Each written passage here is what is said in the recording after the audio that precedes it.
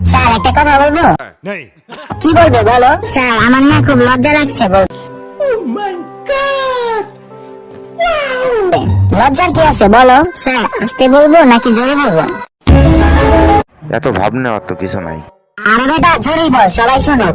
Sir আপনার প্যান্টের chain খোলা। গাইস বলেন তো, এটা কি কোনো কথা? দোস্ত তুই তো জানিস আমি সকিনাকে কত লাভ করি আর ওকেই বিয়ে করতে চাই। ঠিক আছে। এই জন্য কাল ওর মাকে বললাম আন্টি সকিনাকে বিয়ে করতে চাই, কিন্তু ওর মা যা বললো এটা শোনার জন্য আমি প্রস্তুত ছিলাম না। আরে বলছিস কি রে? ওর মা কি বললো? ওর মা বললো বাবা ওর তো এখন বিয়ের বয়স হয়নি, मस्त जोक मारा रे ये हंस रहा ও তো এখনো বিছানায় হিসু করে।